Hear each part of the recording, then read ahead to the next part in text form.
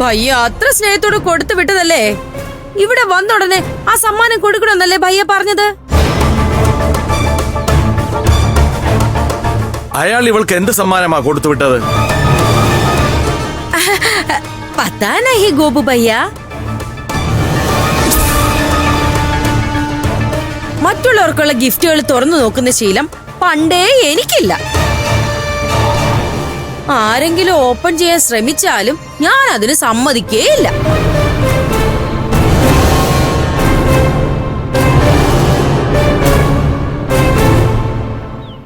ഞാനിപ്പോ എടുത്തോണ്ട് വരാം.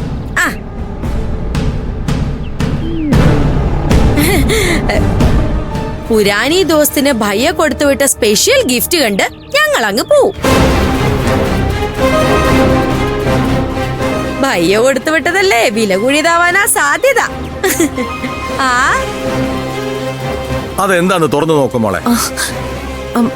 ഇവരെ യാത്രയാക്കിയതിനു ശേഷം തുറന്നു നോക്കിയാ പോരെ? ഓപ്പൺ കരോ പ്രിയ ദീദി, ആ സമ്മാനം ഞങ്ങൾക്ക് കൂടെ കാണാലോ.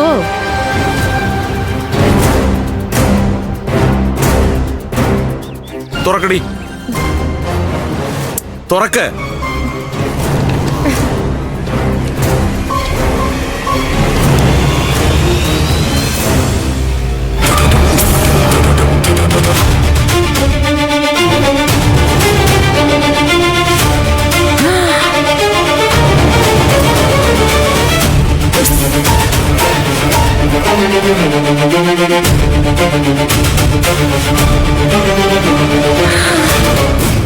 अरे भगवान,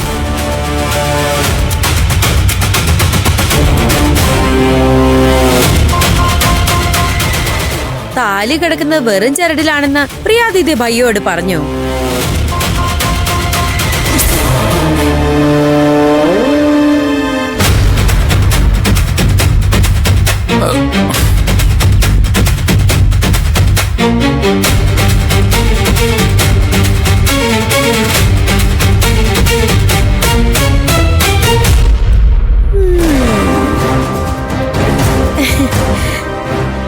അടച്ച് ഭദ്രമായി അകത്തുകൊണ്ട് വയ്ക്ക്. സമ്മാനമായി കിട്ടിയതല്ലേ.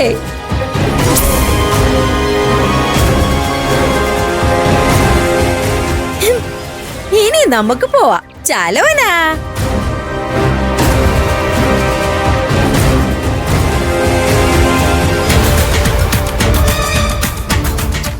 അങ്കിൾ എന്തിനാ ഇത്രയും വലിയ ഗിഫ്റ്റ് അമ്മയ്ക്ക് തന്നു വിട്ടത്? ദിവ്യപ്രഭേ, നീ ചെയ്തതൊട്ടും ശരിയായില്ല. അളിയൻ പ്രിയമ്പതയ്ക്ക് ഗിഫ്റ്റ് കൊടുത്ത കാര്യം നീ ഗോപകുമാറിന് മുന്നിൽ പറയണ്ടായിരുന്നു. അയാൾക്ക് എന്ത് തോന്നുന്നെങ്കിലും ആലോചിക്കണ്ടേ? ഞാൻ ചെയ്തതിൽ എന്താ തെറ്റ്? കോയി ഗൽത്തി നഹി ഹെ. ലോകത്ത് ഒരു പത്നിയും അപ്പനെ പതിയെ ഇങ്ങനെ ചതിക്കാൻ പാടില്ല. അളിയനും പ്രിയമതയും കാമുകി കാമുകമാരാണെന്ന് ഉറപ്പൊന്നുമില്ലല്ലോ. വേറൊരു സംശയത്തിന്റെ പേരിൽ ചതി എന്നൊന്നും പറയരുത്. ഞാൻ പറയും. മേനെ പോല അവര് പ്രേമി പ്രേമികയല്ലെങ്കിൽ ഭയ്യ എന്തിന് സോനാക്കി മാല അവൾക്ക് ഗിഫ്റ്റ് കൊടുക്കണം? ഒരു കണക്കിന് അത് ശരിയാ. പക്ഷേ നീ കാരണം ഇന്ന് ഇവിടെ കുടുംബകലഹം നടക്കും. നടക്കട്ടെ. മുझे कोई സെന്റിമെന്റ്സ് नहीं. ഇന്നെ ഉപദേശിക്കാൻ വന്നിരിക്കുന്നു ഒരു ഭർത്താവ്.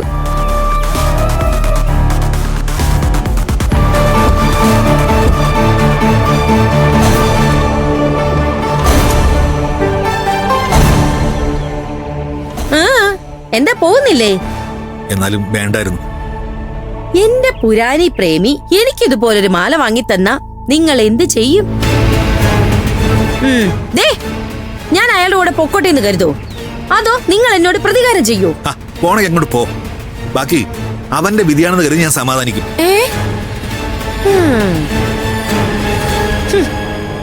ഗോപു ഭയ്യ നിങ്ങളെ പോലെ ഉശിരില്ലാത്തവനല്ല, ശ്രേഷ്ഠ പുരുഷഹേ. ഇനി പ്രിയമതയുടെ കാര്യം അയാള് നോക്കിക്കോളും. നിങ്ങൾ വണ്ടി എടുക്ക മനുഷ്യ. അല്ലെങ്കിൽ നിന്റെ കാര്യം എപ്പോഴും ഇങ്ങനെ തന്നെ. എടാ വിവരദോഷി, സുധീഷിനെ തട്ടിയിട്ടായാലും നീ ആ പൊടി കലക്കണായിരുന്നു. എന്നാ പിന്നെ നീ തന്നെ പോയി കലക്കും. കൊണ്ടുപോ. അല്ല, ഞാൻ സുധീഷ് ആര്യന്റെ കൂടെ ഉള്ളപ്പോ എങ്ങനെ കലക്കും?